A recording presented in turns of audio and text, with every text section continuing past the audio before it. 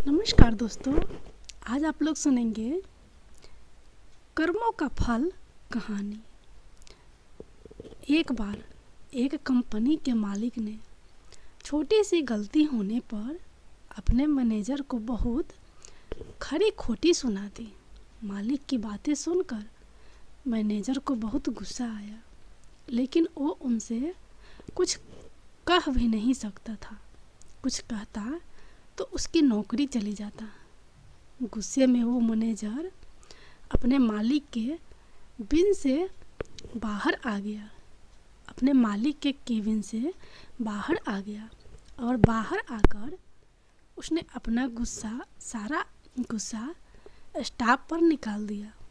अब बिना वजह डांट पड़ने की वजह से स्टाफ वालों को भी गुस्सा आ गया, लेकिन वो भी मजबूर थे। अपने मैनेजर से कुछ कह नहीं सकते थे। लेकिन अब स्टाफ वाले अपना गुस्सा किस पर निकालते? वो आपस में एक दूसरे से तो लड़ नहीं सकते थे, क्योंकि उन्हें आपस में मिलकर ही काम करना था। तो सारे स्टाफ वाले घर जाते वक्त अपना गुस्सा किसी ना किसी बात को लेकर गेट पर खड़े वॉचमैन पर निकालने लगे। उनकी बातें सुनकर वॉचमैन को भी गुस्सा आ गया। अब वॉचमैन अपना गुस्सा किस पर निकाले? सारा स्टाफ निकल गया। वॉचमैन ने गुस्से में ऑफिस का ताला लगाया और घर आ गया। घर पर आया तो उसकी पत्नी ने उसकी पसंद का खाना नहीं बनाया था। वॉचमैन का गुस्सा और बढ़ गया। उसने ऑफिस की भड़ास भी अपनी पत्नी पर निकाल दी और उसे बहुत सुना दिया। पति की बातें सुनकर पत्नी को भी गुस्सा आ गया। वो अंदर गई और उसने अपने बच्चे को एक जोर का थप्पड़ मार दिया और बोलने लगी, पढ़ाई नहीं करता और सारा दिन टीवी ही देखता रहता है। मम्मी से मार खाकर वो बच्चा गुस्से से बाहर निकल गया। बाहर आकर उसने एक पत्थर उठाया और अपना गुस्सा निकालने के लिए उसे आसमान की तरफ फेंक दिया। वो पत्थर थोड़ा दूर सो रहे एक कुत्ते के सर में जा लगा। कुत्ता गुस्से में उठा और उसने इधर उधर देखा तो उसे दूर एक आदमी दिखाई दिया। कुत्ते ने सोचा कि पत्थर इसी ने मारा होगा। कुत्ता दौड़ता हुआ गया और उसने उस आदमी को काट लिया। उस आदमी ने बड़ी मुश्किल से उस कुत्ते से अपना पीछा छुड़ाया और जिस आदमी को उस कुत्ते ने काटा वो उसी कंपनी का मालिक था, जिसने सुबह ऑफिस में अपने मैनेजर को डांटा था। वो आदमी थोड़ी देर तक बस यही सोचता रहा कि आखिर इस कुत्ते ने मुझे बिना वजह काटा क्यों?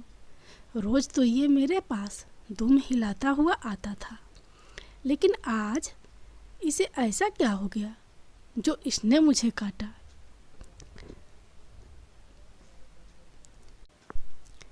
इस मोटिवेशनल कहानी से आप समझ गए होंगे कि कर्मों का फल हमारा पीछा नहीं छोड़ता। जाने अनजाने में कितने लोगों के साथ बिना वजह गलत व्यवहार करते हैं, जिसकी वजह से दूसरे परेशान होते हैं और कितनों का तो बहुत नुकसान भी हो जाता है, पर हमें तो उसका अंदाज़ा भी नहीं होता, क्योंकि हम तो अपनी मस्ती में ही जीते हैं। पर ऊपर वाला सब देखता है और वो हमारे कर्मों का फल किसी और तरीके से हमें ज़रूर देता है। इसलिए ज़िंदगी में बहुत ज़रूरी है कि आप दूसरों के साथ अच्छा व्यवहार करें, हर किसी की परेशानी को समझें, किसी के साथ बुरा ना करें, क्योंकि जैसा बीज हम बोते हैं वैसा ही फसल हमें मिलती है। आप जैसा दूसरों के साथ करेंगे वो किसी ना किसी रूप में आपके पास लौट कर आ ही जाएगा। फिर चाहे आप किसी को नफरत दे या फिर प्यार, ज़िंदगी को बिना लड़ाई झगड़ों के भी जिया जा सकता है। किसी को अपने गुस्से से समझने से बेहतर ही कि आप उस बात को प्यार से समझाएं। हमेशा याद रखें, अच्छे कर्मों से ही इंसान महान बनता है। अच्छे कर्म करने के लिए हमें किसी ट्रेनिंग की ज़रूरत नहीं पड़ती है, बस हमें अपनी सोच और समझ को अच्छा करना होता है। अब आप लोग सुनिए कर्मों का फल दूसरी कहानी। जैसा करोगे वैसा पाओगे। भगवत गीता में श्री कृष्ण ने कहा है कि कर्मों का फल हमें उसी तरह ढूंढ लेता है जिस तरह एक बछड़ा हजारों गायों के बीच अपनी माँ को ढूंढ लेता है। कर्म फल इंसान को भोगना ही पड़ता है। हमारे किए गए कर्म हमें ढूंढ ही लेते हैं, फिर चाहे वो कर्म अच्छे हो या बुरे। लेकिन हम लोग इस बात को ज़्यादा सीरियसली नहीं लेते हैं।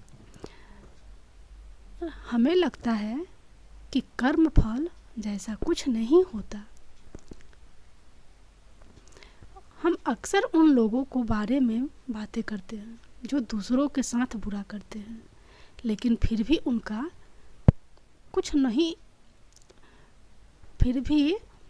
कोई उनका कुछ नहीं कर पाता। यही सोचकर हमसे ज़्यादातर लोग बुरे काम करने लगते हैं। हमें ये भूल जाते हैं कि कर्मों का हिसाब कभी भी तुरंत नहीं होता। किसी के साथ बुरा करने वाला भले ही आज सुखी हो, लेकिन कभी न कभी उसे उसके कर्मों का फल भोगना ही पड़ता है। बहुत समय पहले की बात है। शहर से दूर गांव में एक दुकानदार था जो अपने ही गांव के एक व्यक्ति से रोजाना 1 किलो मक्खन खरीदता 1 किलो मक्खन खरीदा करता था। वो दुकानदार कई सालों से उस व्यक्ति से मक्खन की खरीदारी कर रहा था। एक दिन उस दुकानदार ने सोचा कि मैं रोज़ इस व्यक्ति से मक्खन खरीदता हूँ, लेकिन मैंने बहुत समय से इसके मक्खन का वज़न तोल नहीं देखा। कल चेक करके देखूँगा कि ये मुझे मक्खन 1 किलो से कम तो नहीं देता। अगले दिन जब वो व्यक्ति मक्खन दे कर गया तो उस दुकानदार ने मक्खन का वज़न किया और देखा कि मक्खन सिर्फ 900 ग्राम है। उस दुकानदार को काफ़ी गुस्सा आ गया। वो व्यक्ति गुस्से में गांव की पंचायत के पास गया और उसने उस व्यक्ति की शिकायत कर दी। गांव की पंचायत बैठी और उस व्यक्ति को बताया गया कि तुम पर इस दुकानदार ने धोखा देने का आरोप लगाया है। तुम इस दुकानदार को देने वाले मक्खन के वजन में हेरा फेरी करते हो और हर बार तुम इसे 1 किलो मक्खन की जगह सिर्फ 900 ग्राम ही देते हो। क्या तुम्हें अपनी सफाई में कुछ कहना है? वो व्यक्ति बोला, सरपंच जी, मैं तो एक गरीब आदमी हूँ। मेरे पास वज़न तोलने के लिए सही माप नहीं है। मैं रोज़ इस दुकानदार से अपने लिए 1 किलो गेहूँ खरीदता हूँ और अगले दिन उसी गेहूँ को तराजू की एक तरफ रखकर इस दुकानदार के लिए मक्खन तोलता हूँ। अब आपको जो भी पूछना है इस दुकानदार से पूछिए। पंचायत में बैठे सभी लोगों को पूरी सच्चाई समझ आ गई और उन्होंने उस दुकानदार को गांव से बाहर करवा दिया। अब आप लोग सुनिए अगली कहानी। कहते हैं कि दूसरों का भला करने से या फिर दूसरों के साथ अच्छा करने से हमारे साथ भी अच्छा ही होता है, लेकिन हम लोग इस बात को मानते नहीं। हमें लगता है कि हमारे साथ जो भी होता है वो पहले से ही किस्मत में लिखा जा चुका है। फिर चाहे हमें किसी का भला करने या फिर ना करे, हम ये बात भूल जाते हैं कि किस्मत का लिखा भी हमारे कर्मों से बदल सकता है, क्योंकि जो जैसा करता है वो कभी ना कभी वैसा ही पाता भी है। हमारी किस्मत में अगर बुरा होना लिखा होगा, लेकिन अगर हम उससे पहले ही किसी का अच्छे मन से भला कर दे तो हमारे साथ भी अच्छा ही होगा। इस बात को समझना हर व्यक्ति के लिए आसान नहीं है। जो इंसान कपटी होता है, जिसके मन में दूसरों के लिए सिर्फ मैल भरा होता है, वो ये बात कभी नहीं समझ सकता। लेकिन दूसरी तरफ वो इंसान जो अच्छा सोचता है, जिसे ऊपर वाले पर विश्वास होता है, वो इस बात हमेशा यकीन रखता है कि बुरी किस्मत को भी अच्छे कर्मों से बदला जा सकता है। आज बदला जा सकता है। ये कहानी एक राजा की है जो बहुत ही निर्दयी और घमंडी था। छोटी छोटी गलती होने पर भी वो लोग को बहुत कठोर सजा देता। समय के साथ उस राजा का अत्याचार भी बढ़ता जा रहा था। एक दिन अचानक राजा बीमार हो गया और उसे ऐसी बीमारी हो गई जिसका इलाज किसी भी वैद्य के पास नहीं था। सारा समय वो बिस्तर में ही पड़ा रहता था। अब राजा को लगने लगा कि उसकी मौत नज़दीक है, लेकिन वो राजा मरने से बहुत डरता था। अपने डर को दूर करने के लिए वो राजा रोज़ प्रार्थना करने लगा, भगवान किसी भी तरह मेरी ज़िंदगी बचा लो। मैं लोगों के साथ बुरा व्यवहार करना छोड़ दूंगा और ना ही किसी को कठोर सजा दूंगा। मुझे बचा लो, मैं अभी मरना नहीं चाहता। उसकी प्रार्थना सुनकर एक रात उस राजा के सपने में भगवान आए और उस राजा ने उनसे अपने जीवन की भीख मांगनी शुरू कर दी। उस राजा पर दया दिखाकर भगवान ने कहा, तुमने पूरी ज़िंदगी लोगों को परेशान किया है, लेकिन फिर भी अगर तुम कोई भी एक अच्छा काम कर दोगे तो मैं तुम्हारी बीमारी ठीक कर दूंगा और तुम फिर से एक नया जीवन मिल जाएगा। ये सुनते ही उसका सपना टूट गया और उसकी बीमारी भी ठीक हो गई। राजा अब पहले जैसा स्वस्थ हो गया और अब उसे बस एक अच्छा काम करना था। राजा बिस्तर से उठा हुआ देखकर उसकी पत्नी बहुत खुश हो गई और वो तुरंत उसके लिए एक थाली में फल और मिठाई खाने को ले आई। लेकिन राजा को बहुत जल्दी थी, क्योंकि उसे एक अच्छा काम करना था। तो उसे लगा कि उसकी पत्नी उसका समय बर्बाद कर रही है और गुस्से में उसने खाने की थाली फेंक दी और अपनी पत्नी पर चिल्लाते हुए वो बाहर की तरफ भागा।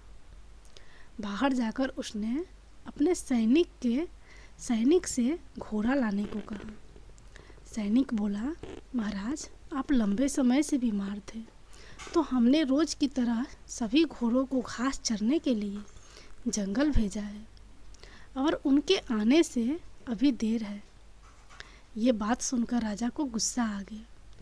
उसने अपने सैनिक को मौत की सज़ा सुना दी और गुस्से से पैदल ही महल से बाहर निकल गया। थोड़ा दूर पहुंचकर राजा ने एक व्यक्ति को भीख मांगते हुए देखा। राजा उस भिखारी के पास गया और उसे सोने चांदी के वो सभी जेवरात दे दिए जो उसने पहने थे, जिससे उस भिखारी की गरीबी दूर हो गई और राजा एक अच्छा काम भी हो गया। राजा खुश होकर अपने महल में आया और चैन से सो गया।